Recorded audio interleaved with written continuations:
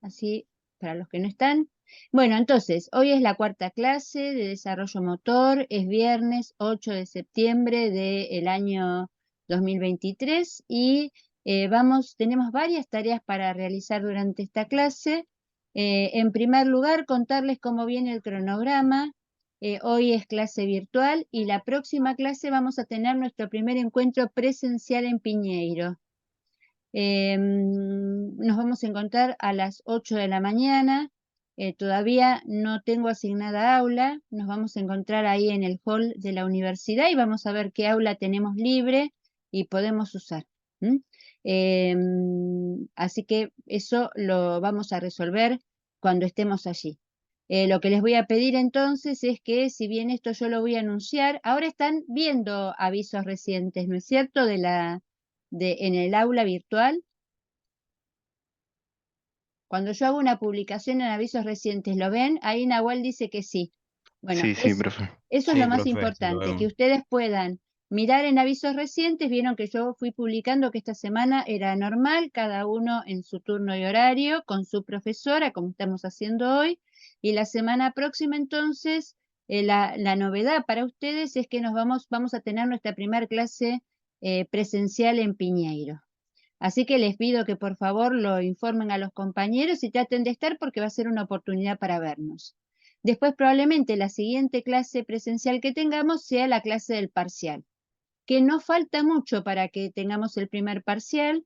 Yo calculo que lo vamos a tener, la próxima va a ser nuestra quinta clase. Es probable que la séptima clase sea una clase presencial. Entre la séptima y la octava clase sean clases presenciales donde tengamos el parcial. Calculen que como temas para el parcial vamos a evaluar la unidad 1, la unidad 2 y el primero de los periodos de la unidad 3, que es periodo de 3 a 5 años, que calculamos que es aproximadamente la mitad del contenido de esta materia, o más que la mitad es, digamos, los temas que nos dimos cuenta que son para ustedes más complejos, porque quizás, si bien en el segundo parcial abordamos más periodos del desarrollo motor, notamos que ustedes ya están con otra apropiación de los contenidos y entonces les resulta quizás un poco más extenso, pero más fácil de poder elaborar esos conceptos. Entonces, la fecha del próximo, ¿cómo va a ser el parcial? Sí, de múltiple opción, múltiple choice o múltiple elección, como se lo suele denominar, y ese lo vamos a hacer de manera presencial para que podamos hacer una devolución que es una de las dificultades que tiene el parcial de elección múltiple virtual, es que es muy difícil hacer una devolución personalizada, porque a cada uno está configurado de tal manera el examen que a cada uno le toca un examen distinto. Entonces, se imaginan que es muy complejo poder hacerle una retroalimentación a cada uno con un examen diferente. Así que bueno, la información más importante es que la semana próxima nos encontramos en Piñeiro, en el aula a designar, porque como no estamos yendo, el aula que tenemos designada es muy chiquita, yo ya la conozco y no vamos a entrar ahí. Así que bueno, vamos a buscar un aula que seguramente no habrá inconveniente. Así que cuando lleguen a Piñeiro, estén atentos, porque ni bien lleguemos y definamos el aula, les vamos a avisar por el grupo de WhatsApp dónde estamos. Bien, esa es la información, la primera información, la novedad más importante, nuestro primer encuentro presencial. Y la segunda información es que el parcial también será seguramente nuestro segundo encuentro presencial. Y a partir del segundo parcial veremos si tenemos algún otro encuentro presencial a mitad de lo que nos quede del cuatrimestre, o si nuestro siguiente encuentro presencial será el segundo parcial. Bien, estuve observando también que muchos de ustedes ya participaron en las jornadas académicas y me alegra que lo vayan haciendo a lo largo del cuatrimestre. Me parece que es muy inteligente de parte de aquellos estudiantes que van pudiendo completar los requisitos o sea, las tareas que tienen que hacer, que son un requisito para la regularización de la cursada. Entonces, eso me parece que es muy interesante, porque ya está, esa tarea la hicieron. tengan en cuenta también que las distintas actividades que vamos publicando, si les interesan, están siempre invitados a participar, porque la intención es que más que cumplan, es que se formen. Entonces, si ustedes pueden participar y enriquecerse con las distintas jornadas que les vamos proponiendo, nos parece que también es una excelente decisión por parte de ustedes. Entonces, bien, ya avisadas las siguientes clases, he hecho una revisión de la jornada académica. Lo que sé que no estamos avanzando con lo que de la forma que nos interesaría, me comentó Maru que la semana pasada no hicieron pausa activa porque no les alcanzó el tiempo. Y bueno, me imagino que también debe haber habido, como suele suceder, bastante reticencia a hacerla. Sigo insistiendo, ustedes saben que yo estuve la semana pasada en un congreso durante 3 días de gerontología y geriatría con médicos, con profesionales de distintas profesiones, y la pausa activa fue una de las instancias más agradecidas, o sea, reconocidas como oportunidad. Estuvimos muchas horas sentados, muchas. Ahí estoy queriendo, por favor, silénciense. No te puedo silenciar, Ludmila. Veo que estás con el micrófono abierto. Trata de silenciarte. Ayúdanos. Gracias, ahí está. No te podía silenciar yo, gracias. Entonces, estuve en un congreso, hicimos pausas activas, unas pausas activas súper originales, porque además por un pedido de Sadaic y una inhibición que tenía el hotel de Sadaic, no podían pasar música, y entonces el equipo que estuvo haciendo las pausas activas hizo unas pausas hermosísimas y la gente valoró, los asistentes valoraron enormemente tener esa posibilidad de moverse, y además eran muy divertidas, así que fue, ya les cuento, una de las eh, momentos más valorados del Congreso. Así que retomemos el concepto de pausa activa y hagámoslo. Hoy antes del recreo vamos a hacer uno y vamos a tratar de hacer una segunda pausa activa en el segundo bloque de la clase. Bien, y el tercer aviso, que es muy importante, hoy probablemente después del recreo, quizás antes, no creo, porque vamos a hacer una revisión de lo visto, y vamos a empezar a trabajar o a completar el trabajo práctico de síntesis. Entonces, cuando terminemos de hacer la revisión ahora, antes de empezar con la unidad 2, recuérdenme que presentemos el trabajo práctico, cómo lo tienen que ir completando clase a clase, de qué se trata y cómo lo tienen que ir completando. Bien, hice todos los anuncios y avisos. ¿Alguna pregunta o empezamos directamente con la revisión de los temas que analizaron la semana pasada?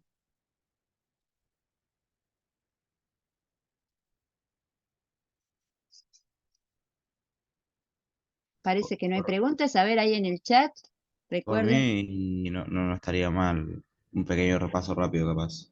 Hacemos un pequeño repaso. Bien, yo tengo un par de preguntas para hacerles que nos van a servir quizás como repaso. Esperen que ahí voy a tener abierto ahí está, el chat, porque si lo tengo cerrado no alcanzo a darme cuenta cuando alguien escribe. Bueno, la semana pasada ustedes sé que estuvieron trabajando con procesamiento de la información y factores que inciden en el desarrollo motor, crecimiento y maduración. ¿Es así? ¿Vieron esos dos Efectivamente. temas? Sí, sí, Bien, sí, muy bien. profesora, sí, sí. Bueno, entonces vamos a ir por el primero de los temas. Y la primera pregunta: ¿por qué y para qué necesitamos analizar el procesamiento de la información? ¿Qué importancia tiene para esta materia y para el desarrollo motor comprender que el ser humano procesa información y que ese proceso es muy importante para el desarrollo motor? ¿Qué tal, profe? Buen día. ¿Cómo te va, Cristian? Bien. Y es la forma en la que interactuamos con el entorno, ¿no? Con el que respondemos ante los estímulos y nos adaptamos. Aparte es lo que demuestra O sea, nuestra corporeidad se ve, digamos, reflejada Ujú, en ello, digamos. ujú. Bien. ¿Y solamente procesamos información para movernos o la procesamos permanentemente? Permanentemente. Permanentemente. Permanentemente estamos procesando información y estamos respondiendo a los estímulos del medio. Y el otro aspecto que me parece que es muy importante, que para mí es como, digamos, desde la perspectiva, acá ya trajo algo, parte del concepto Cristian habló de la corporeidad. A mí me interesa que ustedes puedan, no sé si esto quedó claro en el encuentro anterior, pero sí debería quedar claro hoy, entender que el procesamiento de la información es un acto de conocimiento, es un acto cognitivo. Cada vez que hablemos de cognición, cognitivo, estamos hablando de conocimiento. Y ese acto de conocimiento lo hace nuestro sistema nervioso y el principal protagonista es el cerebro. Y precisamente entender que cada vez que nos movemos estamos procesando información es lo que nos permite reconocer y afirmar que moverse es un acto cognitivo. Siempre pensamos que el responsable del movimiento es el músculo. Recuerdan que venimos insistiendo con este concepto, pero en realidad la acción motriz no empieza acá. La acción motriz empieza acá. ¿Mm? ¿Por qué? Porque precisamente es nuestro cerebro el encargado de hacer los distintos momentos del procesamiento de la información.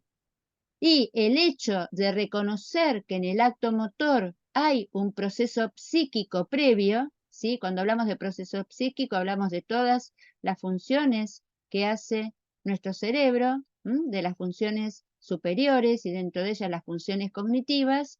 Eso es lo que nos permite una vez más tener evidencia de que no somos dos partes, somos un todo, soy un cuerpo que para un ser, ¿no?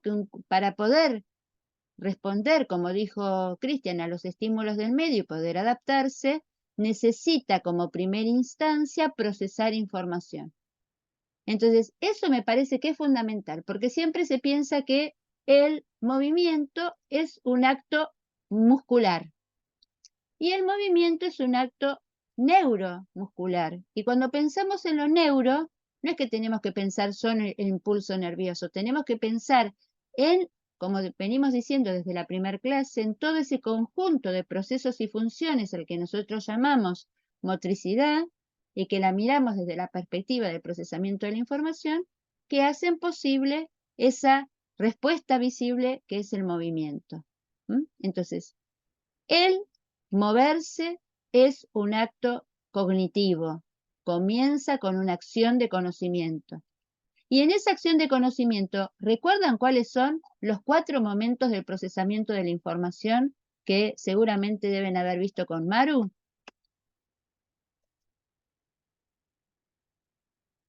¿Cuáles son los 4 momentos del procesamiento de la información? Puede ser, profesora, crecimiento, maduración, no. Esos son los factores. Cuando Ah, hablamos está bien. de procesamiento de la Los factores, está información, bien. cuando hablamos de procesamiento de la información, estoy buscando el PowerPoint para mostrárselos. Cuando hablamos de procesamiento de la información, ¿de qué hablamos? ¿Cuáles son los momentos que consideramos en ese procesamiento? Sería el input, el procesamiento y el output, ¿no es cierto? Tal cual. Estamos El hablando, circuito sí, sería. ahí ese sería, digamos, el modelo simplificado, Horacio. Siempre Sí, que sí, uno va a sí. procesar información, hay una entrada del estímulo, un proceso y una respuesta, ¿no?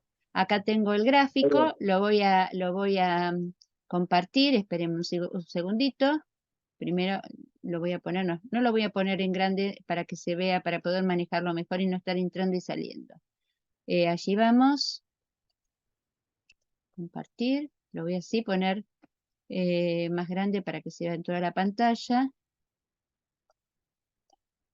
No, tanto no. Grande sí, pero tanto no. Ahí está. Esperen que lo voy a sacar acá. y esto me va a permitir trabajar mejor.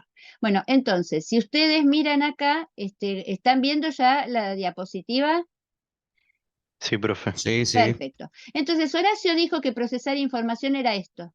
Una entrada, el que entra es el estímulo, un proceso central y una salida. Lo que nosotros vemos es justamente la conducta o la acción motriz. ¿M? Esto es lo que nosotros vemos. Y de esa conducta o acción motriz lo que tenemos es una retroalimentación o feedback. El esquema que a mí me interesa, y después, bueno, vemos una serie de procesos. Fíjense, todo esto que pasa acá, la captación del estímulo, la organización, la memoria, la traslación en una percepción que sería la toma de decisiones. Y fíjense que acá habla de 4 formas de retroalimentación. Este es un esquema mucho más detallado. A mí el que me interesa que ustedes tengan, porque va a ser parte, es una de las lentes con las cuales nosotros vamos a mirar el desarrollo motor a lo largo del cuatrimestre, de las clases que todavía tenemos que desarrollar. Cuando nosotros estamos hablando de procesamiento de la información, vamos a hablar, si bien lo tomamos de Martiniuk, que él habla de mecanismos, como mecanismos remonta a una concepción justamente mecanicista, a mí me interesa más hablar de momentos. Yo diría que hasta de instantes, porque esto se hace de manera en milisegundos, ¿no? Nuestro cerebro procesa la información de una manera velocísima. Entonces, lo que tenemos que tener en cuenta que siempre frente a una instancia frente a un estímulo, ya sea en este momento dando una clase, ustedes están procesando y participando en una clase, ustedes están procesando información, ¿no? Están recibiendo la información que yo estoy transmitiendo, están decidiendo. Es decir, recordemos que el proceso de percepción implica todo eso que estamos diciendo ahí, ¿no? Percibir es recibir, organizar, interpretar y darse cuenta de la situación en la que estoy. Que una vez que yo pude organizar esa información y darme cuenta, lo que tengo que hacer es evaluar, y a partir de evaluar, analizo la situación, la evalúo, y a partir de evaluar tengo que elegir qué voy a hacer. Si voy a dar una respuesta o no, es decir, tengo que resolver ese estímulo. En el caso de ustedes será, estoy en la clase, estoy escuchando la información y tengo que decidir, ¿qué hago? ¿Me pongo SAM? Es decir, sin actividad mental, justifico que estoy y pongo ahí mi nombre con la cámara apagada, o participo activamente y hago el trabajo mental que tengo que hacer para poder aprender, ¿no? Aprender es un esfuerzo enorme, porque hay que primero hay que estar motivado, hay que concentrarse, hay que ir tratando de interpretar qué está diciendo la profesora, relacionarlo con otros conocimientos, por eso acá no está, pero entiendan que aquí en el medio entre la percepción, la decisión y la retroalimentación siempre está como base de estos momentos la memoria, ya sea la memoria a corto plazo, que es la que me permite mantener la información. La memoria a corto plazo es como el RAM de la computadora, ¿no? Es decir, aquella que me mantiene la información presente y operativa para que yo pueda usarla. Y la memoria a largo plazo, que es todo lo que yo ya tengo como experiencia acumulado, capitalizado, almacenado, y que tengo que estar evocando y rescatando para poder usar en cada momento. Entonces, ¿qué hago? Estoy en esta clase, ¿qué hago? Analizo, lo que está diciendo ya lo sé, pum, Sam. Decido, bueno, no le presto atención. Y elijo entre las múltiples alternativas que tengo. Una otra alternativa, que es la que muchos de ustedes están haciendo ahora, es tratando de aprovechar esta revisión que estamos haciendo. Esa es elegir, ese es el momento de toma de decisiones y la finalidad que tiene este momento, que es el momento inteligente por excelencia, si hay que decir de un momento en el cual el ser humano demuestra que es inteligente, es cuando elige la conducta que va a ejecutar para resolver ese estímulo. Y por último, se organiza, esto todavía no es músculo, cuando hablamos de ejecución es cómo el cerebro organiza la información y envía la orden a los músculos, ya sea para ejecutar o no, ¿sí? Acuérdense que uno puede elegir también no ejecutar, no moverse, no escuchar, eso también es mandar una orden. Y que lo único que nosotros vemos, lo único visible es esto, que es la acción motriz, es esto que estoy marcando acá arriba, el movimiento, ¿no? Y su resultado, el movimiento, escucho o la acción, presto atención o no presto atención. Eso es lo único visible y que todos estos otros momentos, nos está faltando el último, una vez que yo hice mi conducta, tengo una retroalimentación. En este caso, si no están prestando atención y de pronto conectan, no estoy entendiendo nada. O si están conectando con lo que estoy diciendo, dicen, ah, mira, esto que no me había quedado claro, ahora lo estoy entendiendo mejor, uy, qué bueno que estoy escuchando, no, la verdad que no quiero escuchar más, esto lo tengo re claro. Bien, esa es la retroalimentación. Cómo recupero la información de lo que estoy haciendo y voy ajustando, porque esto es, piénsenlo de manera dinámica, no es que se dispara el procesamiento de la información, percibo, decido, ejecuto y me retroalimento. No, mientras que yo estoy percibiendo, podríamos verlo como procesos en cascada o simultáneos.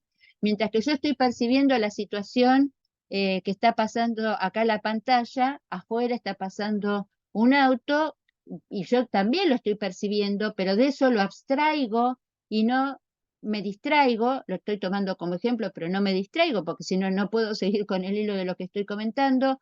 O podrían estar pasando otras situaciones que yo voy percibiendo, que alguien toca el timbre y no me quede otro remedio que, como insiste, no me queda otro mecanismo. Reprimo, reprimo, reprimo, pero finalmente, como insiste, tengo que resolver e ir a atender. Entonces, esto no lo piensen de manera lineal, sino que piénsenlo como momentos y procesos que se van dando, pero que también podrían estar superpuestos con otros momentos o procesos de otros estímulos. Y eso es lo que hace tan compleja el funcionamiento de nuestro cerebro y eso es lo que hace tan complejo, si lo pensamos desde el campo de la actividad física y el deporte, moverse y controlar la propia motricidad, ¿no? Controlar en primer lugar la propia motricidad, es decir, cuando hablamos de motricidad estamos hablando de esto, de cómo un sujeto procesa información con la intención de dar respuesta a acciones que lo implican resolver problemas motrices. ¿Mm? Bien, y la retroalimentación, recuerden que nosotros vamos a poner el acento en dos aspectos de la retroalimentación, que son, por un lado, ¿qué hice? Es decir, ¿qué resultado tuve? Que es lo que plantea acá, ¿no? ¿Qué resultado tuve? Vamos a pensar, ¿vieron el partido ayer? Sí, No, Sí, sí.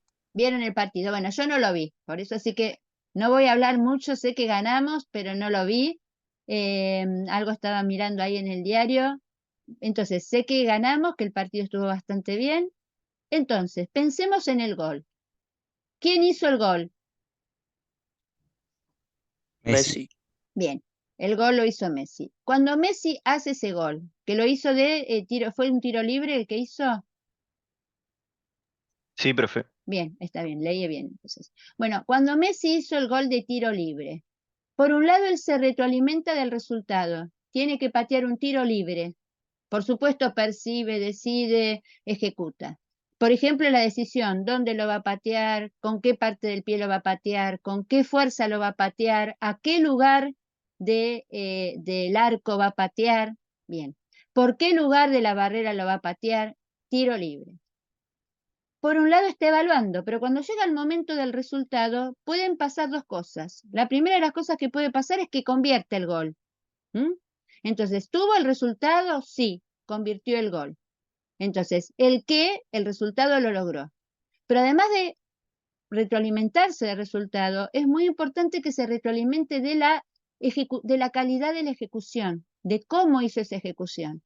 Porque a veces uno patea un tiro libre, pero le sale de carambola, porque lo pateó mal, porque lo pateó, no solamente lo pateó mal él o lo orientó mal, sino que eligió mal el lugar por donde lo iba a hacer entrar en el arco, pero bueno, se dieron todas las situaciones para que finalmente convirtiese.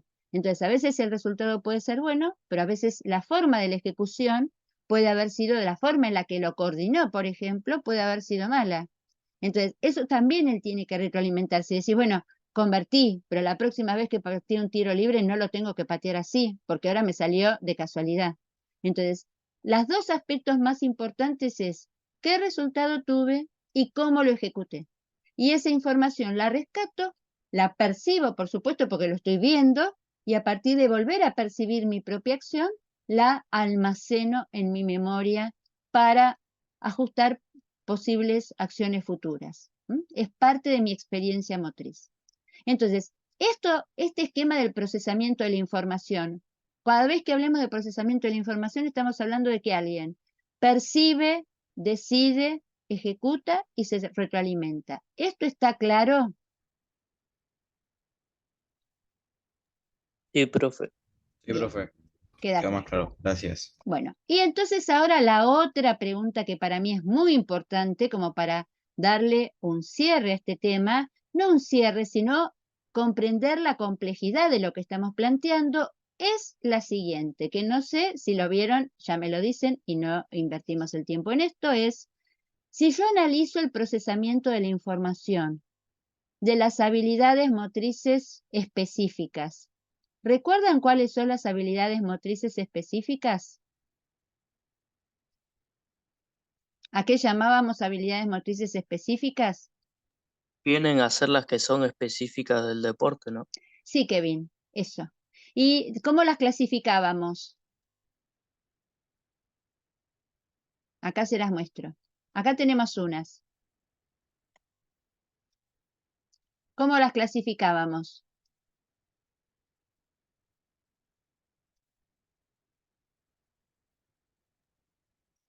Individual, grupal, Esa es una clasificación tradicional, Horacio, que nosotros generalista. Vale. estamos tratando de superarla, que sigue vigente, que es la que más vigente está en el campo de la actividad física y del deporte, y que nosotros estamos haciendo un esfuerzo por superarla. Nosotros dijimos que cuando hablamos de habilidades motrices específicas, hablamos de habilidades motrices cerradas, que son las de los deportes psicomotores, y abiertas, que son las de los deportes sociomotores.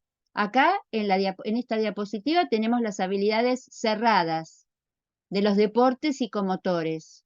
Y acá, en esta otra diapositiva, tenemos las habilidades motrices específicas abiertas de los deportes sociomotores. Vamos a hacer una primer ruptura conceptual, es decir, vamos a ir en contra de lo que ustedes ya tienen internalizado. Profe, Fíjense, no eran, perdón, no eran las que involucran a otra persona que nos llevan a tomar decisiones tácticas ¿cuáles, Cristian? ¿Cuáles de y las dos? las que son abiertas, digamos. Bien, entonces vamos a esa ruptura conceptual y planteemos. Miren acá, estos deportistas, ¿cómo están compitiendo? ¿Con grupos o están compitiendo de manera solos? Individual. Bien, están Individual. compitiendo individual. Y en esta otra diapositiva, ¿estos deportistas están compitiendo en grupo o están compitiendo de manera individual? En grupo. ¿Todos? O sea, no necesariamente tienen que estar en grupo como para decir, no sé, el de handball te la paso, tirá vos al arco, que estás libre, o sea, involucra otro tipo ¿cómo se llama esto? De enfoque. Ajá. Cuando decimos otro tipo de enfoque, ¿a qué se están refiriendo? Miren bien ahí, porque esto es muy, o sea, esto que está pasando es propio de cuando uno tiene que hacer lo que Gardner y otros estudiosos del aprendizaje plantean como ruptura conceptual, ¿no? Es decir, vengo con una idea, vengo con una idea, vengo con una idea, hace años que vengo sosteniendo esa idea y de pronto me dicen, bueno, ahora esto que vos lo pensabas así, vos pensabas el campo del deporte en deportes individuales y de conjunto. Y empezás a cursar una materia que es desarrollo motor y aparece una profesora que te dice, eso no es así. Lo que diferencia a los deportes en su complejidad no es la cantidad de personas que juegan, sino el tipo de relaciones que se establecen con los oponentes mientras que están jugando, mientras que están participando de ese deporte.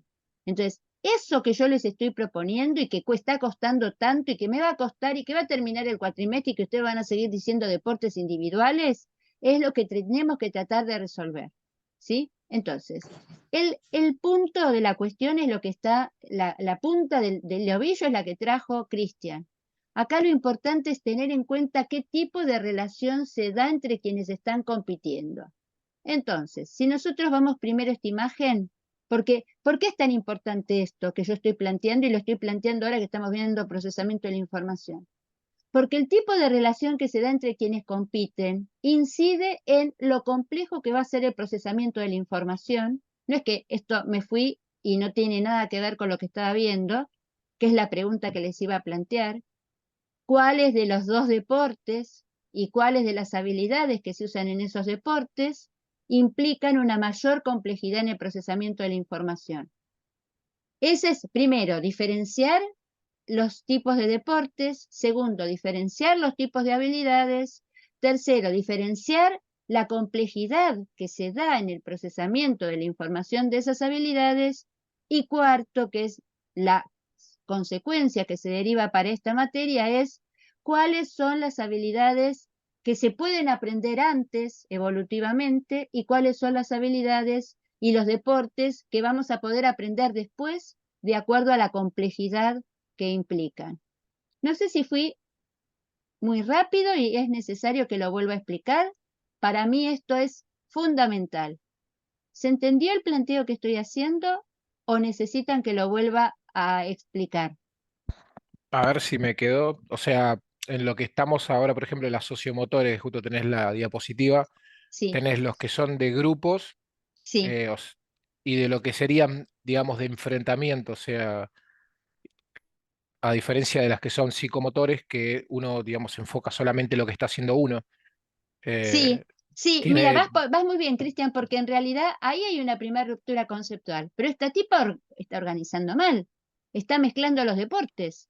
En una puso todos deportes individuales y ahora está en esta otra foto, en esta otra diapositiva está mezclando deportes individuales y de conjunto. es que Sí, no necesariamente tiene que ser individual porque son de enfrentamiento, capaz que ahí los que están compitiendo en un deporte marcial están viendo qué hace el otro, cómo procesa la información y reaccionan al respecto, y ajá, ahí ya tenés uno que es individual pero de enfrentamiento, a diferencia del bien, handball, que es grupal, táctico, y tenés que tener un procesamiento de información y un manejo del entorno distinto, a sí, diferencia del nadador previamente que va solo derecho por su carril, por tal ejemplo. cual, tal cual. Y entonces acá Cristian está trayendo el concepto de enfrentamiento que nosotros en esta materia, como seguimos a Parlevas, a Pierre Parlevas, que es un investigador francés, que es el creador de una forma de mirar el campo de la actividad física y del deporte, de mirar la motricidad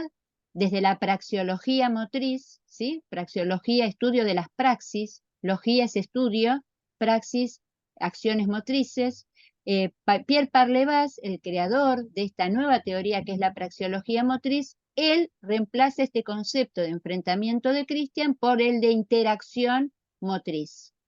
¿Qué es interacción motriz? Es cuando Juana está compitiendo contra María y lo que hace Juana modifica, incide, altera lo que hace María. Es decir, María para poder oponerse y competir con Juana, tiene que estar todo el tiempo atenta a lo que hace Juana.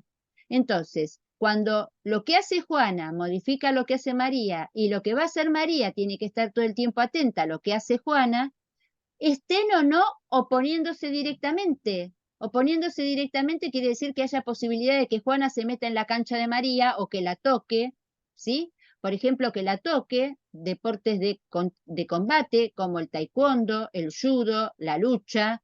¿M? Es decir, Juana puede tocar a María, la puede agarrar, la puede tirar, la puede, ¿sí? O la puede golpear. Entonces, ahí lo que estamos diciendo es que hay una interacción motriz directa porque se están tocando, pero también puede haber una interacción motriz mediada por una red. Juana es tenista, María es tenista, lo que hace, ni se tocan, sino, y es más, ni siquiera tocan el elemento con la mano porque tienen un objeto que golpea otro objeto, entonces lo que Juana hace incide sobre lo que hace María. De acuerdo a cómo Juana se para, hacia dónde orienta la raqueta y con la velocidad que le pega la pelota y al lugar que le pega, María tiene que estar muy atenta porque en todo momento lo que ella va a hacer depende de lo que haya hecho previamente Juana. A esas situaciones donde las dos están compitiendo solas, sin embargo, lo que van a hacer no lo pueden elegir, o sea, depende, sí, lo eligen y lo definen ellas, pero depende en todo momento de lo que hace la otra. En esa situación, que clásicamente nosotros diríamos que es un deporte individual como es el tenis, es un deporte sociomotor, porque hay interacción motriz. Interacción motriz es esta el que estaba hablando recién Cristian. Pero es interacción motriz, entonces cuando hay interacción motriz, lo que hace Juana es una habilidad motriz específica abierta, porque Juana, para poder resolver la pelota que le llega de María, tiene un montón de formas de poder resolverlo. ¿Cómo le va a pegar? ¿Qué le va a pegar? ¿Va a ser un globo, un slide, un smash, un revés, un drive? ¿Qué va a hacer para pegarle a esa pelota?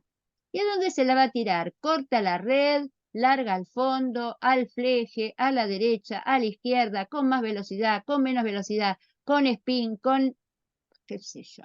Entonces, fíjense, por eso es abierto, porque hasta que llega el momento en que Juana le va a pegar a la pelota, no sabemos qué va a hacer.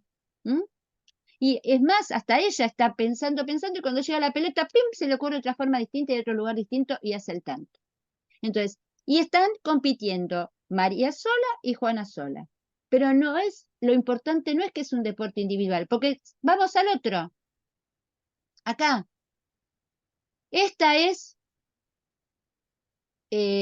Aldana, nombre típico de chicas ahora, de esta edad, Aldana, y esta es Celeste, ¿no? Aldana y Celeste. Bueno, vamos a pensar en Aldana y Celeste no es gimnasta, Celeste es la competidora que viene después de ella. Aldana es una atleta que hace salto en largo. Le toca su turno para saltar. Aldana corre por la corredera, pica, salta, ejecuta su técnica. Y por más que Celeste le lleve 1 metro de distancia adelante, Aldana no va a poder cambiar en nada lo que está haciendo. A lo sumo va a tener que cambiar si tiene mucho viento en contra, si se da cuenta que no está ajustando bien la tabla, si ya los 2 saltos que hizo previamente son nulos, y va a tener que esforzarse por hacer su mejor salto. Pero Aldana no va a cambiar el tipo de salto porque Celeste haya saltado 1 metro más que ella en el salto anterior y se esté jugando la clasificación. Entonces, lo que hace Aldana es una habilidad motriz específica cerrada, porque entre Aldana y Celeste, que están compitiendo, y son muchas más, puede haber 10 saltando, ¿sí? Puede haber 20 y pico, 30, y ser la ronda clasificatoria, los 3 primeros saltos, lo que hace Aldana depende exclusivamente de ella. No hay interacción motriz entre un atleta que salta y otro atleta que salta después que ella, entre un atleta que corre por un andarivel y el otro atleta que corre en paralelo a él o a ella, o en un nadador que nada mariposa por un andarivel y otro nadador que nada en simultáneo, o una gimnasta como la que vemos ahí, que se sube a la viga de equilibrio, hace su rutina y luego de ella viene otra gimnasta que hace a posteriori su rutina. Entonces, acá también compiten solos individuales, pero la diferencia es la forma de su competencia. Entonces, la Una pregunta, consulta, profe. sí, Por ejemplo, en estos casos que obviamente están compitiendo solos, no influyen, digamos, lo que hace uno por el accionar del otro en la forma instantánea, digamos, tipo, a diferencia de un combate, por ejemplo, o de un tenista. Pero digo, a la hora de la preparación emocional y psíquica, ves al otro que le está poniendo unas pilas bárbaras y vos estás a media máquina y decís, bueno, che, me tengo que poner las pilas si quiero llegar, ¿viste? ujú.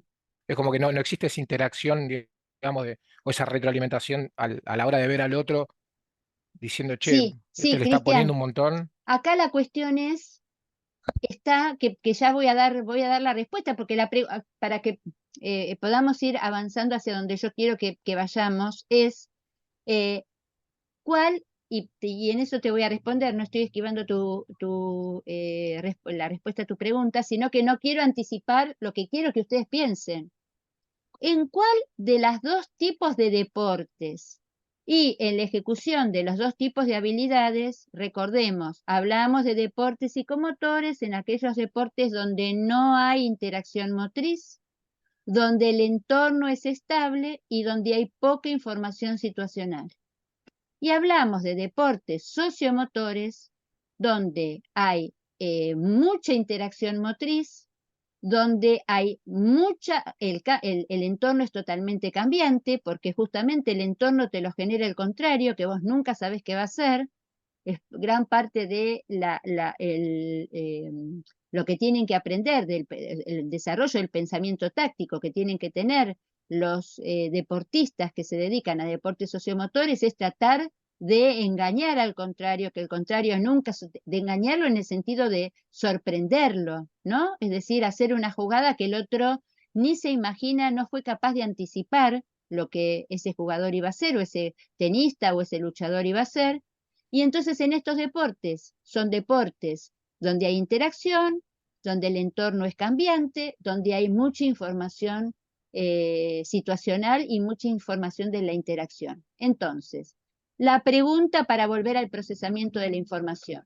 ¿En cuál de los dos tipos de deportes y los dos tipos de habilidades, cerradas o abiertas, psicomotores o sociomotores, les consideran ustedes que es más complejo el procesamiento de la información?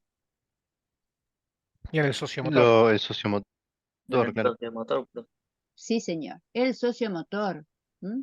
Entonces, esto es muy importante de entender, que los deportes sociomotores son deportes de una alta complejidad del procesamiento de la información. Y entonces ahora viene la otra pregunta. Si yo miro este esquema, ¿sí? El de abajo, miro este esquema, lo voy a poner más grande, esperen acá, para no confundirnos con tanto gráfico. Acá está. Espérenme, nos voy a correr porque nos tengo acá y entonces ahí está. Si yo miro este esquema, el que está en rojo, ¿en qué momento del procesamiento de la información se encuentra la mayor, los dos deportistas, tanto la gimnasta como el jugador de handball, tanto la saltadora como Federer, procesan información? Procesan información en deportes psicomotores y en deportes sociomotores. La pregunta es, ¿en qué momento del procesamiento de la información está la mayor complejidad de los deportes psicomotores? En la En la ejecución. decisión. Ahí me parece que contestaron dos respuestas en simultáneo y distintas. El primero, ¿quién fue el otro que contestó que no es Cristian? Yo, Matías. Matías, para vos, ¿cuál es el momento más complejo? La decisión. Estamos hablando de los deportes. ¿De qué deportes decís que es la decisión? El tenis y eso. Bien, en los Los deportes sociomotores. sociomotores. Muy bien. Cristian, ¿vos qué decís? Yo decía la ejecución. En los deportes sociomotores, Sí. ¿por qué? Porque es, digamos, la puesta en práctica, digamos, de todo lo previo que yo vengo analizando, digamos. Ajá. Sí, entonces la ejecución es un momento muy importante. Pero ¿cuál es el definitorio? la decisión, ¿no? Bien, Kevin y Matías, ¿por qué dicen que es la decisión? El que quiera de los dos, abra el micrófono y justifique. Cristian ya justificó. Cristian dijo que es la ejecución porque es el momento que define. Kevin y Matías dicen que es la decisión. No escuchamos su fundamentación todavía. Para mí, al percibir dónde está parado el contrario, o sea, ponemos en ejemplo el tenis, dónde está parado, qué decisión, el mejor golpe o qué voy a hacer. Después la ejecución, bueno, es el definitorio, como decía Cristian, pero la decisión me parece lo más importante como para llegar a ganar el punto. Ajá. ¿Y vos qué agregarías, Kevin, a lo que fundamenta Matías? No, pienso lo mismo también, que la decisión es para mí un poco más importante, Ujú. porque es lo que te va a llevar a la ejecución. Obviamente después puede salir o no. Ajá. Esa es la respuesta y la fundamentación que están dando es la correcta. Es decir, lo que tenemos que tener en claro es que sea el deporte que sea la acción motriz que yo haga, siempre percibo, decido, ejecuto y me retroalimento. Pero también lo tenemos que pensar en términos de cuando voy a enseñar, qué es lo que le va a costar más a ese niño o esa niña aprender, y cuando alguien esté compitiendo, qué es lo que va a marcar la diferencia de ese que está resolviendo esa situación. Por ejemplo, vamos a pensar que nos gusta y nos pone muy felices, vamos a pensar en Messi, ¿no? Messi todo el tiempo a lo largo del partido está percibiendo, es más, yo he visto estudios, he visto videos que lo muestran a Messi sin correr y algunos dicen, fíjate, está quieto en la cancha, pero su mirada, ¿sí? Parecería pi, pi, pi, pi, pi, pi, pi, está recorriendo toda la cancha y está sacando todo, percibiendo y procesando todos los estímulos que están viniendo, tiene todo, ¿no? Sin correr tiene todo, parecería que su cabeza, como los búhos, da 360 grados de giro, bien. Es decir, que la percepción la tiene re clara.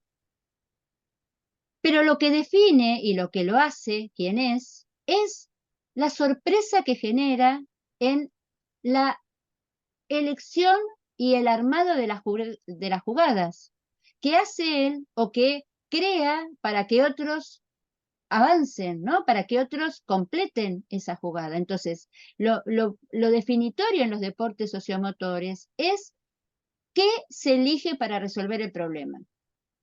Por supuesto que es muy importante la ejecución, pero la ejecución no es la que define, sino la que define es qué se eligió. Sí, ustedes me pueden decir, bueno, eligió muy bien, pero después cuando llega el momento de ejecutarlo, ejecuta mal. Pero en realidad, lo que marca la diferencia es esto que nosotros llamamos, cuando hablamos de toma de decisiones, hablamos del momento justamente de mayor compromiso de la inteligencia, de la mayor capacidad de adaptación, que es el que me permite resolver. Porque además, a diferencia de los deportes psicomotores, los deportes sociomotores pero nos están generando permanentemente situaciones problema, situaciones que no puedo anticipar o a veces, o sea, me van sorprendiendo permanentemente y que lo que va a marcar mi calidad de juego es esto, ¿no? Mis capacidades lógico-motrices, mi pensamiento táctico, mi posibilidad de resolución. Profe, Entonces, entonces sí, ninguna de las tres estaría por encima de la otra, porque si yo tomo la decisión y una ejecución y el otro me responde, yo tengo que volver a retroalimentarme, percibir, decidir y volver a ejecutar algo distinto sí. constantemente. Entonces como que están todas balanceadas, no, digamos, no tiene predominancia ninguna sobre la otra. Todas están balanceadas, Cristian, y todas, es más, hasta en el saltador, todas no están balanceadas, todas están demandadas.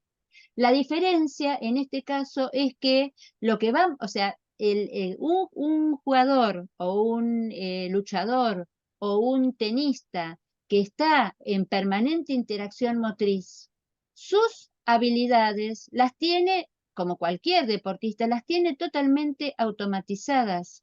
Y entonces lo que va a marcar la diferencia en una jugada respecto de otra no es cómo lo ejecuta, sino que en esa jugada haya elegido un tipo de técnica, un tipo de habilidad motriz, a un lugar, ¿no? Porque la habilidad puede ser un drive, pero lo que lo hace maravilloso y lo que lo convierte en punto no es la ejecución del drive, sino que es la elección previa al armado de esa jugada que él hizo. Que él haya elegido tirarla a un determinado ángulo o que le haya hecho en lugar de un drive derecho, le haya hecho un drive cruzado y al fleje o un drive corto a la mitad de la cancha, esa no se define en el momento de la ejecución. En el momento de la ejecución lo concreta, pero la elección sorpresa y que eso que uno dice, ah, ¿no? Eso es cómo eligió en ese lugar ese golpe con esa velocidad. Todo eso lo armó previamente en la toma de decisión. Entonces, yo quiero, no nos vamos a poner a discutir y seguir buscando argumentos. Para mí lo importante en este momento es que ustedes entiendan cómo funciona el procesamiento de la información, entiendan por qué planteamos que en un tipo de deportes es más complejo por esta interacción y por esta cantidad de estímulos que recibe, y entender que lo más complejo es la toma de decisión, es lo que también nos va a llevar a pensar en qué momento podemos enseñar estos deportes, podemos hacer la iniciación deportiva a estos deportes, y en qué momento podemos hacer la iniciación deportiva a los deportes psicomotores, ¿no? Entonces, desde mi perspectiva, acuerdo con vos, Cristian, que lo que define es cómo lo ejecuta, pero lo que marca la complejidad, lo que estamos hablando no es de cuándo se define, estamos hablando de qué es lo que lo hace más complejo. Lo más complejo es tener que elegir qué hacer en cada caso. En cambio, si yo hablo de los deportes psicomotores, si yo hablo de estos deportes, ya te doy la palabra, Horacio, ya te la doy. Si yo hablo de estos deportes, perdón, de estos, piensen ahora en estos deportes, ¿cuál de los momentos del procesamiento de la información les parece a ustedes que es el más complejo?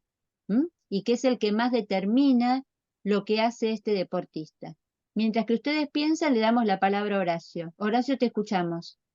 Sí, profe, no, la verdad es que me parece ese tema, yo no lo había visto así, ¿no es cierto? Obviamente por falta de conocimiento, muy interesante en cuanto a analizar, por ejemplo, en este caso, un deporte como el fútbol.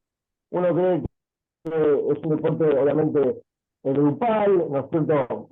Bueno, ahora incorporamos la palabra psicomotor o sociomotor, donde una acción tiene que ver o está basada en base a las acciones del resto, pero ¿qué sucede en los casos puntualmente de un deporte psicomotor o individual, como se dice más llamado anteriormente, cuando hay variables que tienen que ver, por ejemplo, con la naturaleza, con algún deporte náutico, donde uno no puede determinadas variables y son totalmente impredecibles, por más que haya alguna especie de lectura, de instrumentación digital para ver a una variable climática, a una variable de alguna ola, digo, ¿no es cierto? ¿Qué sucede ahí cuando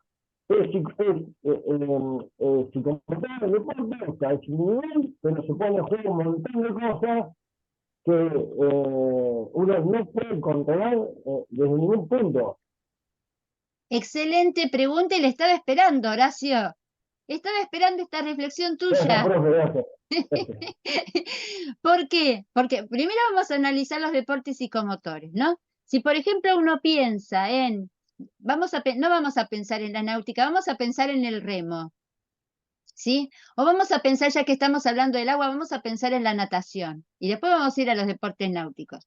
Si uno piensa en la natación y piensa en ese deportista, ¿qué les parece que es, o a cualquiera de esos tres que estén ahí, qué les parece que es lo más complejo para estos deportistas en ese procesamiento de la información? Y el movimiento del Para agua mí que la hace ejecución. Luis Tercero. La, Ahí, disculpame Horacio, se te escuchó Sí. distorsionado y Matías y no sé si fue Kevin que contestaron. Volví a repetir vos y después escuchamos a Matías y al otro estudiante que no vi, quien se prendió su camarita. Sí, si bien es un deporte, ¿no es cierto? Según entiendo ahora, psicomotor, eh, pero hay un movimiento del agua que genera el propio nadador, más el movimiento del agua que genera otro nadador. Entonces, eso hace una contraproducente al alineamiento, ¿no? Al perturbador, como sería el caso del agua, Ajá. que lo hace el Bien, por tercero. eso. Entonces, ahora vamos a poner entre paréntesis la respuesta de Horacio. Primero tenemos que hacer este análisis general y después le vamos a responder a Horacio porque Horacio está introduciendo una tercer categoría de análisis, ¿sí? Ya lo vemos, Horacio. Por ahora estamos hablando de blanco y negro. Estamos hablando de psicomotores, sociomotores, estamos hablando de abiertos y cerrados, o de cerrados y abiertos. Ya vamos a darte la respuesta. Vamos a escuchar lo que decían los otros dos estudiantes respecto de dónde les parece, o los otros que están, chicas, si están por ahí, a ver, por favor, el team femenino, alguna respuesta femenina. Quiero escuchar voces femeninas, chicas.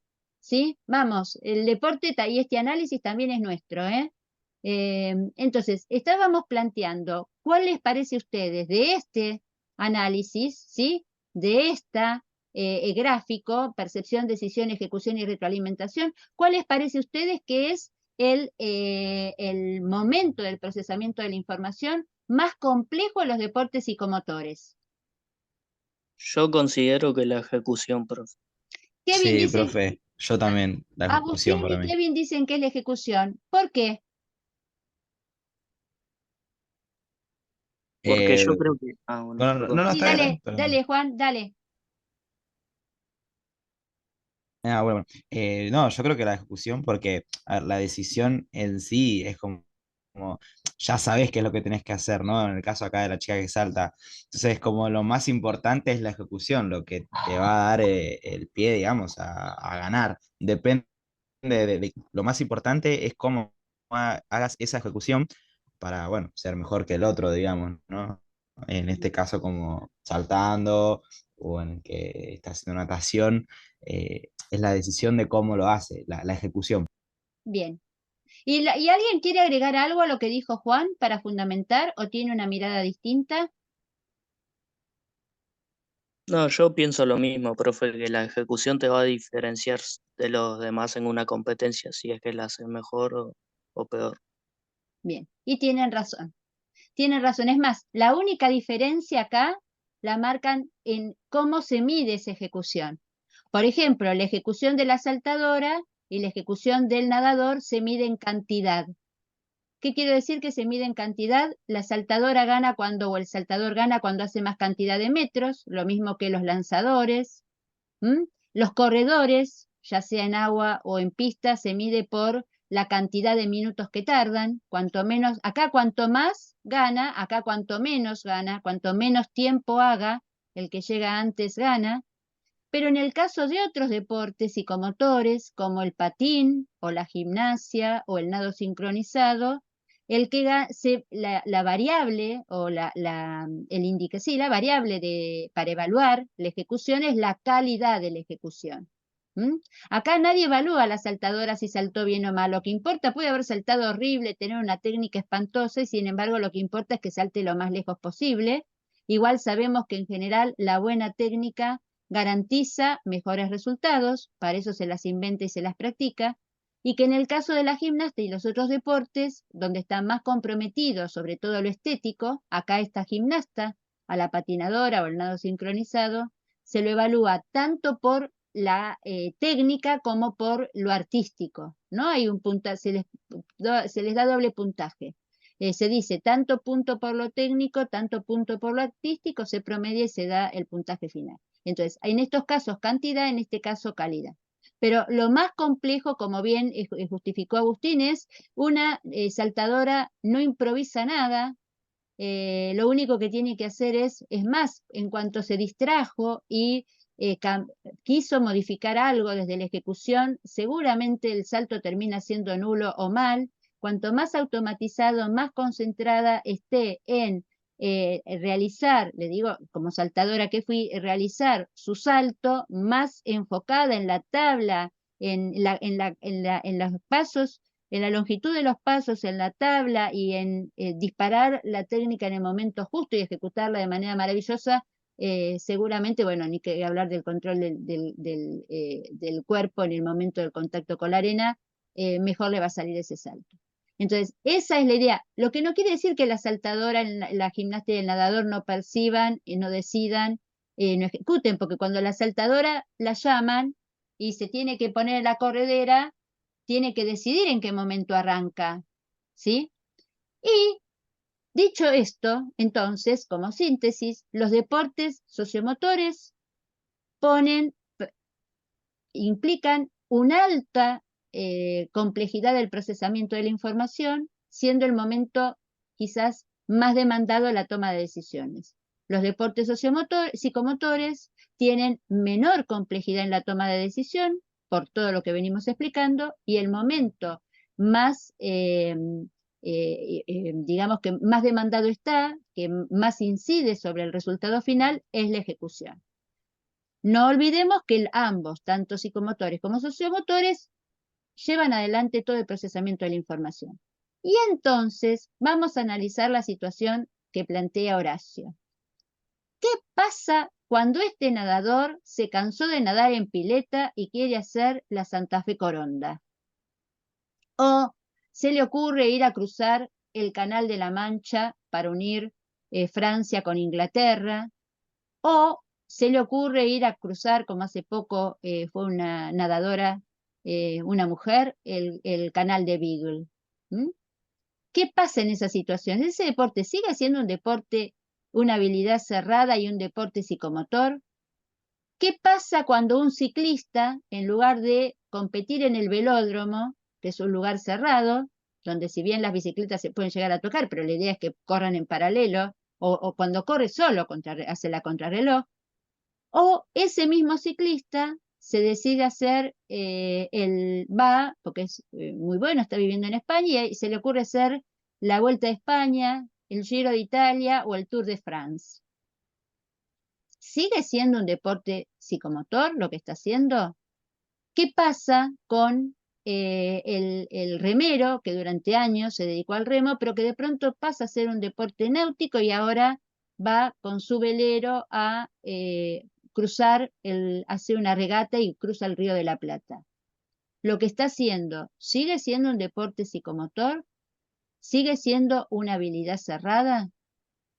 En esos casos, cuando lo que genera un cambio es el entorno, porque el entorno es la naturaleza, como muy bien explicó Horacio, sí, la naturaleza, porque por ejemplo, y además en algunas situaciones empieza a haber un trabajo de equipo, por ejemplo, dentro de un velero donde haya varios, no sea, tengo muy poco conocimiento, Horacio, disculpa mi ignorancia respecto de cómo se llaman cuando ahí en un velero alguien solo, no sé tampoco las categorías, las escuché, pero no tengo mucha claridad. Pero no es lo mismo cuando un velero lo pilotea, no sé tampoco si se usa el término pilotear, no sé cómo se dice, cuando el deportista náutico, Igual tranqui, profe, que se entiende. bueno, entonces, cuando lleva adelante ese velero, la idea es que también Parlevás habla de lo que se llaman situaciones comotrices. Por ejemplo, en ese caso, los integrantes del velero están trabajando, están interactuando entre ellos para llevar adelante ese velero y también hay toma de decisiones compartidas. Esa es una situación muy particular, se ve en muy pocos deportes, esa se la llama situación comotriz. No hay interacción, sino hay comotricidad, es decir, se coopera, es pura cooperación. Y cuando se da en entornos, el entorno es abierto y es muy cambiante, se dice que es una habilidad mixta. Es decir, que la habilidad va a seguir siendo la misma. Yo voy a seguir pedaleando, si estoy en el agua voy a seguir nadando, si estoy haciendo una maratón voy a seguir corriendo, pero lo que hace que yo tenga que tomar decisiones es el entorno. ¿Mm? Por ejemplo, si voy nadando, me cambia la corriente, en una de esas dejo de nadar crawl y hago un over, ¿sí? O me estoy ahogando mucho porque me viene mucha agua, porque hay mucha ola, y entonces en una de esas decido hacer pecho, o decido hacer espalda, o decido cambiar entonces, o si estoy haciendo un Tour de France, ustedes saben que en general ellos corren en equipos, corren en equipos y ahí también van haciendo una acción comotriz, ¿no? Vieron que a veces llevan dentro del pelotón al que es el mejor corredor para que cuando esté llegando a la ciudad o esté llegando a la meta haga el sprint final y gane la carrera. Entonces, a ese tipo, si ustedes miran, yo no lo tengo acá, justamente mientras vos me haces esa pregunta, yo decía, tengo que ir al aula, en el aula hay un gráfico que ustedes tienen donde marca justamente esta idea de las tareas mixtas, ¿no? Que son aquellas donde, si bien la habilidad es cerrada y el deporte es psicomotor, el entorno lo genera un deporte mixto. Mixto en el sentido de la exigencia de seguir haciendo una habilidad cerrada, ajustándola a un entorno cambiante. No sé si expliqué, Horacio, y si los demás entendieron lo que Sí, quise sí, explicar. sí, profe, gracias. Excelente explicación. Ahora me queda claro, porque yo, por ejemplo, puntualmente, a mí me gusta la vela también, ¿no es cierto? Estoy siguiendo a uno de los que sigo, Santiago Laje, Ajá, deportista olímpico en vela. Entonces yo me preguntaba, ahora se retiró de los Juegos Olímpicos porque quedó descalificado para el 2024, ajá, junto a su coequipera Cecilia Carranza. Entonces yo digo, bueno, ellos van en una embarcación donde, si bien es timoniada por Santiago Laje, su ajá. coequiper maneja la parte de las velas, pero a su vez compiten con otra embarcación que tiene otro equipo más una situación climática. Se generó un entorno que ya para mí era difícil de analizar. Tal cual. Ahora con el que comentó lo comprendí perfectamente. Tal cual. Lo que hacen Sí, maestro. Cecilia y Santiago. ¿cómo es que se llama el ángel que nunca me acuerdo el nombre? Santiago, Santiago. Bueno, lo que hacen ellos dos, que bueno, han sido medallistas olímpicos, ¿no? Nada menos que medallistas olímpicos, es justamente una acción comotriz, ¿sí? Porque es más, Claro. no depende Bueno, de lo que hagan los otros, no están interactuando con los otros, están interactuando entre ellos con la naturaleza para sacar el mejor resultado de su embarcación, ¿no? Entonces, en esos casos, yo acá quería buscar, a ver si lo encuentro, esperen un minutito, quería buscar acá como para cerrar con este tema que para mí es muy importante. Déjenme ver, a ver si lo tengo acá en este esquema de momentos de procesamiento de la información, porque este gráfico que voy a mostrar acá lo tengo que, no lo tengo acá, no sé dónde lo tengo. Habría acá, pero no lo tengo. Bueno, ahora después del recreo lo voy a buscar, lo voy a agregar como diapositiva. Una diapositiva que hace síntesis es de Miquel Izquierdo, un investigador para mí muy importante, que yo sigo mucho, con mucha trayectoria en esto, donde él marca lo que él llama las 3 tipos de tareas, ¿no? Tareas cerradas, psicomotrices, tareas abiertas, sociomotrices, y en el medio habla de las tareas mixtas, para que ustedes vean, y ahí estaría en esto que vos estás planteando. Bien, hasta acá dudas sobre procesamiento de la información. Por el momento ninguna. Bien, Por ahora ninguno, profe. bien, y falta una sola cosa más para complicarles y para pensar. A mí lo que me interesa es que ustedes vayan todo el tiempo pensando en esto que vamos diciendo, no que repitan el procesamiento de la información, de percibir, decidir, ejecutar y retroalimentarse. Eso ya está. Lo que hay que ver es esto, cómo interacciona con el tipo de habilidades. Y ahora lo otro, ¿qué les parece a ustedes? ¿Qué habilidades serán más complejas de aprender? ¿Cuáles se podrán aprender antes? Y eso implica que hay deportes donde podemos hacer la iniciación deportiva antes en el desarrollo, en la evolución del desarrollo motor, y cuáles son habilidades o deportes más complejos y que quizás haya que enseñarlos después. ¿Qué les parece? A mi parecer, los más complejos serían en equipo. Perdón, al revés. Más complejos serían individual, porque dependes solamente de vos y vos y tu habilidad. Ajá. Más complejos en equipo, ¿por qué? Porque, ay, no, perdón, más fácil en equipo porque por más que tengas un mal día o no seas tan habilidoso, puedes apoyarte en tu equipo para que te ayuden a ganar. Hablando muy por Eh, encima, ¿no? Qué interesante, Matías. Todos los que hemos hecho deportes psicomotores sabemos el estrés, la carga que tiene ser un deportista psicomotor. Es realmente un sello acá, ¿sí? De autoexigencia y de responsabilidad. Es muy complejo cuando llega el momento del rendimiento deportivo. Yo estoy pensando antes, yo estoy pensando en las etapas de iniciación deportiva. ¿Cuál les parece a ustedes? ¿Sí? Esto que vos planteaste es muy cierto, lo digo, hago nuevamente una autorreferencia, muy complejo ser un deportista de un deporte psicomotor, ¿no? Una responsabilidad enorme, te jugás todo vos, ¿sí? No tenés, aparte si te va mal, no tenés a quién echarle la culpa, ni al entrenador, ni a los compañeros, ni la Sí, pues estás jugada. solo vos en el escenario. Estás vos ahí, ¿no? Como decía Bonavena, Bonavena dice, te sacan el banquito, sonó la campana, te sacan el banquito y quedaste solo. Bueno, estás en el taco de partida, sonó la señal y estás vos solo en el andarivel o en la corredera o en el círculo para hacer el lanzamiento. Pero yo estoy pensando en términos de complejidad que implica todos los momentos de procesamiento de la información cuando alguien lo está aprendiendo, porque recuerden que nosotros vamos a ir viendo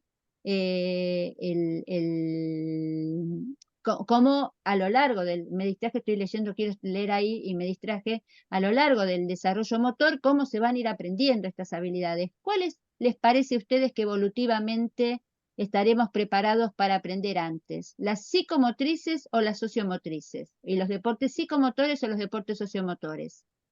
Que Yo esto creo está, que los sí, psicomotores. los psicomotores. Sí, Kevin. Y esto de paso, así ya vamos analizando, me voy al tema el siguiente tema de revisión, que es crecimiento y maduración. ¿Y por qué los psicomotores son aquellos deportes que, si bien la idea es que no iniciemos deportivamente ni de manera temprana a los niños, pero sabemos que de hecho se hace. Y bueno, y sabemos que el deporte es justamente una incentivación para que los padres se preocupen porque sus hijos hagan actividad física, ¿no? A veces es el único medio. Los papás no llevan a los chicos al club para que se muevan, para que ejerciten, para que sean más competentes motrizmente. Los papás llevan a los chicos al club para que hagan deporte. Eso nos tiene que quedar claro. Los que tenemos que Profe, saber qué les podemos enseñar a los chicos somos nosotros, porque los papás vienen a tener un tenista, un basquetbolista, lo traen a los 4 años un futbolista, una gimnasta, una patinadora, una jugadora de hockey. No vienen a hacerlos que tengan mayor disponibilidad corporal. Ellos quieren que aprendan deportes. ¿Eso nos queda claro a todos? ujú. Bien. Eso nos tiene que quedar claro, porque después nosotros somos los que les vamos a tener que enseñar a los papás que en ese momento tienen que tener ellos y nosotros otros objetivos. Entonces, ¿cuáles les parece acá, Kevin? Dice que los psicomotores. Y es así, Yo Kevin. coincido con Kevin también porque involucra la etapa de desarrollo de los chicos. O ¿Y qué? sea, no Sí, están preparados para, o sea, para competir grupalmente por la etapa justamente que su psiquis no les permite, digamos, compartir, por así decirlo. exacto. Esa está una muy buena explicación, porque esa es una explicación humanista, holística. ¿Sí? Es decir, si bien quizás están en condiciones de ejecutar a edades, a los 5 años, pueden ejecutar patear al arco y hacer un gol, pueden hacer un nene muy ejercitado, un dribbling, o una nena muy ejercitada, un dribbling con la pelota entre los conos, un zigzag con la pelota entre los conos. Afectivamente, moralmente e intelectualmente todavía no ha logrado el desarrollo intelectual, afectivo y moral para jugar en deportes que requieran interacción motriz. Pero si lo pensamos desde la maduración, que es otro de los factores, y ahí quiero retomar lo que ustedes vieron la semana pasada en maduración, ¿qué dijeron respecto de la maduración y cuáles son los dos periodos críticos y cuáles son las fases sensibles? ¿Recuerdan ese tema?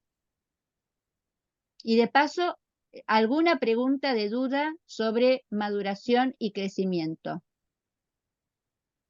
¿Qué dijeron? Lo- Sí, los dos Agustín. picos, puede ser que uno se daba, digamos, entre los 2 primeros años de vida, Sí, que era, y el otro se daba, digamos, en la adolescencia, que las mujeres lo tenían antes, digamos, entre los 11 y 12, y los varones entre los 13 y 14, y se decía que, o sea, como al ser la fase más sensible, se aprende de una forma mejor y con menos esfuerzo, digamos.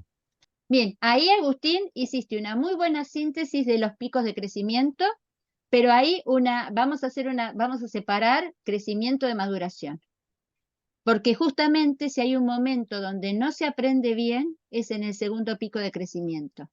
Entonces, recuerden, para hacer una síntesis también súper, porque 9:30 nos vamos a ir al recreo, ¿eh? Para hacer una súper síntesis de crecimiento, ¿cuál es la diferencia entre crecer y madurar? Madurar es más psicológicamente hablando, ¿no? Claro, y crecer es tu cuerpo, la talla, Fisiológico. fisiológico, claro. ¿Y Peso, talla. la mielinización no es fisiológica? Sí, sí. Sí, ¿no? Sí, es fisiológico, o sea, están íntimamente relacionados. ¿Y la maduración sexual no es fisiológica? Ah, sí, depende en realidad, pues depende de tu cabeza también. Podés estar sexualmente listo desde el cuerpo y en la cabeza no. El momento en que vos madurás sexualmente está determinado genéticamente. Después lo que vos hagas psicológicamente con tu madurez sexual viene después, pero como Pero me proceso, refería al caso puntual, por ejemplo, a las nenas les viene la menstruación a los 10, 11 años y no están preparadas para tener relaciones sexuales. no, pero cuando hablamos de madurez sexual, no hablamos de solamente desde el aspecto psicológico, hablamos puntualmente como que es el aspecto que a mí me interesa más en este momento, marcarlo desde lo fisiológico. Por eso digo que la respuesta que ustedes estuvieron haciendo y sobre todo que diste vos, Cristian, es muy interesante porque vos diste un salto de calidad en tu respuesta. Vos estás pensando no solamente en lo fisiológico, estás pensando también en lo psicológico, en lo social. A mí en este momento, pensando en lo que ustedes vieron la semana pasada, y para poder diferenciar los términos, me interesa que focalicemos en qué vamos a entender en esta materia por crecimiento y qué vamos a entender en esta materia por maduración. Y poder establecer la diferencia para usar siempre de manera pertinente esos términos. Entonces, cuando hablamos de crecer, hay un término que para mí sintetiza lo que es crecer, y cuando hablamos de madurar, hay otro término que para mí sintetiza lo que es madurar. Cuando hablamos de crecer, el término es cambio de cantidad. Es decir, lo que nos pasa cuando crecemos es que cambia la cantidad que tenemos de masa corporal. Y esa masa corporal puede cambiar en los indicadores o los parámetros que ustedes vieron la semana pasada. ¿Se acuerdan cuáles son los parámetros que vamos teniendo en cuenta para ver cómo alguien va creciendo? Hipertrofia e hiperplasia. Esos son los procesos eh, celulares que se van dando. Para que aumente mi cantidad de masa, se van dando dos procesos celulares. La hipertrofia, que es que cada célula pueda crecer en tamaño, y la hiperplasia es que cada célula se pueda dividir y entonces tengamos mayor cantidad de células. Acuérdense, hipertrofia, aumento del tamaño de la célula, siempre lo usamos para los músculos, pero todas las células se pueden hipertrofiar, ¿sí? Una célula hepática, una célula cardíaca, una célula del intestino se puede hipertrofiar, es decir, que puede aumentar su tamaño. Y hiperplasia es el proceso por el cual las células se dividen, es decir, de una célula se hacen 2, 4, lo que es la división celular. Entonces, aumenta mi masa corporal porque tengo hipertrofia, cada célula aumenta, y tengo hiperplasia, una misma célula se puede dividir. Bien, ¿y cuáles serán los parámetros?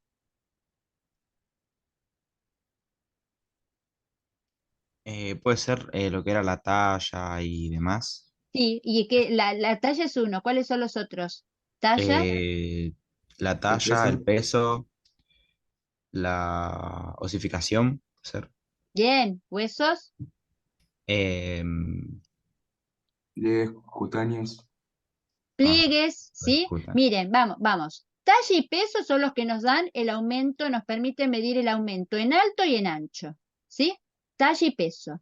Y ese aumento de cantidad en ancho y en alto depende de que los huesos que se vayan alargando, producto de la osificación, y también voy cambiando el que está faltando. La dentición. La dentición, todo lo que sea tejido óseo se ve en los huesos, sí que me van haciendo cambiar la talla, y en los dientes. Y los pliegues, ¿qué tipo de tejido me permiten ver? Cuando tomo pliegues. ¿Los cutáneos pueden ser? Sí, pero ¿qué mido cuando aprieto la piel? Porque no Y aprieto la esa piel. es la antropometría, sería la... Sí. El tejido adiposo. Bien, La Maxi, composición bien, Maxi, corporal. tal cual, el tejido cuando mido los pliegues, lo que estoy midiendo no es la piel, sino que estoy midiendo la grasa. Entonces, los pliegues me permiten ver cuánta grasa tengo en mi cuerpo, en mi masa corporal, y nos está faltando el último, que son ¿cuáles? Cuando me miden acá, o me miden acá el pecho, los que se llaman como perímetros. Yo no me acuerdo, profe. Bien, bueno, pero se tienen que acordar, son preguntas de parcial y no es mucho La detalle. cabeza. 6 La cabeza. parámetros. ¿Cómo, Horacio, no se te escucha? La cabeza, profe, el perímetro de la cabeza, decía De la la profesora cabeza, Fabián. sí, de la cabeza y también del tórax. También después se van Del tomando otros tórax, claro. y se van, a veces se toma perímetro del abdomen también para ver obesidad y demás. Entonces, pliegues, talla, peso, osificación, dentición, pliegues y perímetros. Esos 6 parámetros lo que me van marcando desde que se nace hasta qué edad, cuándo se termina el crecimiento. Hasta la pubertad. Acuérdense que crecimiento no es que se termine el cambio de la talla. Van a tener que No, releer eran como hasta los 20, como hasta los 25 años era que Sí, se... señor, los hasta los 25, ¿no? 25 años se calcula promedio y algunos más. ¿Y cuál es el parámetro para definir cuándo alguien deja de crecer? Cuando los huesos ya dejaron de agrandarse, básicamente. ¿Y eso por qué es? Pues digámoslo, porque si Pues no termina el uno... proceso de dosificación. Sí, señor, ese es el parámetro. Se deja de crecer cuando no hay más cartílago de crecimiento, es decir, se completó la osificación y eso se calcula que es alrededor de los 25 años, ¿sí? 25, 27, depende de qué autor se siga. Entonces, eso es crecer. ¿Y qué es madurar?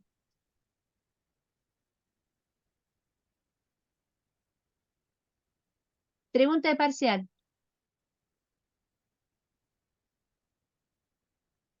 Crecer es cantidad, madurar es calidad. ¿Mm? Quiere decir que un órgano logra cumplir su función con mejor calidad, es decir, con eficacia y eficiencia. Logra hacer lo que tiene que hacer y con el menor esfuerzo y el mejor resultado posible. Por ejemplo, ejemplos de madurez. El sistema nervioso, nosotros vamos a ver fundamentalmente dos. Cómo madura el sistema nervioso y cómo se da la maduración sexual, que son los que es más claro ver cómo inciden en el desarrollo motor. Pero todos los órganos maduran. Voy a dar muy rápido este ejemplo y vamos a ir, hacemos la pausa activa y vamos al recreo. ¿Vieron con Maru el ejemplo del corazón para maduración? No recuerdo yo. ¿A cuántas pulsaciones late el corazón del recién nacido? Ah, no, eso no lo vimos. ¿A Como cuántas? 120 pulsaciones, más o menos. Te quedaste Parece corto, un Cris. estado... Te quedaste Sí, pero corto, es Cris. como que está en un estado de taquicardia constante. ¿A cuánto? ¿Quién da más? 180. 100, 100, ¡Eh! ¡Eh! 200. ¿Cuánto? Un número intermedio. Ni 120. 150. 150. Se calcula que entre 140 y 150 pulsaciones por minuto late el corazón de un recién nacido. ¡Guau! Es imposible de contar. Taquicardia, dijo Cristian. Sí, taquicardia. ¿Por qué? Porque realiza los movimientos de forma menos eficiente, por así decirlo, capaz. Es chiquitito, está muy maduro, ¿sí? Necesita latir a mucha velocidad para irrigar y en relación con el tamaño del cuerpo es muy pequeño, las arterias también son muy pequeñas, entonces y de bajo calibre necesita contraerse de manera muy rápida para poder irrigar el cuerpo de un recién nacido. Pero progresivamente, a medida que va desarrollándose, cuando llegan los 8 años, se calcula que un nene puede tener entre 80 y 90 pulsaciones por minuto. Es decir, redujo casi a la mitad el corazón la cantidad de pulsaciones que requiere en un minuto para irrigar la totalidad de la masa corporal. Acuérdense que cuando hablo de masa corporal también hablo de cerebro. El cerebro es parte del cuerpo, la cabeza no es otra parte de otro ser, es parte de mi cuerpo. ¿Qué pasó entre ese corazón que al nacer latía 150 pulsaciones y a los 8 años llega a latir como entre 80 y 90 pulsaciones por minuto? ¿Qué le pasó a ese corazón? ¿Qué proceso atravesó? La maduración. Sí, señor.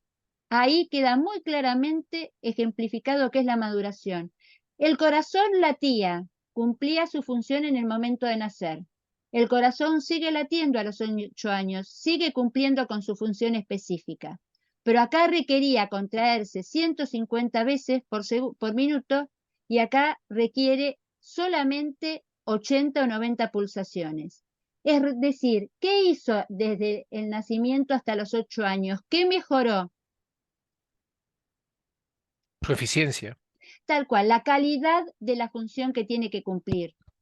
Es decir, se gasta, piensen que si tiene que latir 150, gasta el doble de energía, gasta el doble de esfuerzo, que algo que puede hacer igual y gasta mucho menos.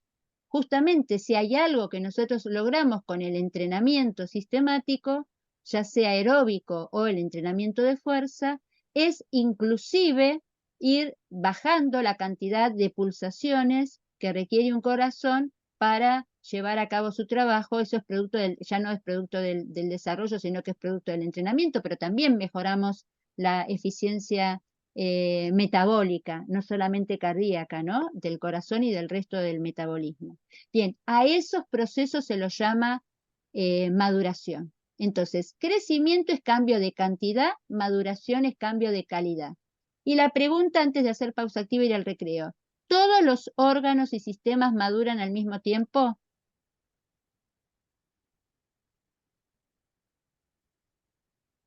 Yo creería que no. No. No. No, porque fíjense que lo que vamos a ver ahora después del recreo es justamente cómo durante el periodo prenatal y el primer año de vida el acento lo ponemos en la maduración del sistema nervioso, y cuando hablamos de corazón dijimos que mejora la eficiencia cardíaca a los 8 años, y cuando hablemos de madurez sexual, antes no me acuerdo si fue Agustín, quién fue de ellos, que habló de los 10, 11 años para las nenas. Entonces, cómo cada sistema tiene, y eso está programado genéticamente, está determinado genéticamente, cómo cada sistema, es decir, conjunto de órganos, cumple la función específica de mejor manera en distintos momentos del desarrollo motor y humano. ¿Mm? Bien, ¿hacemos pausa activa? Dejo de grabar.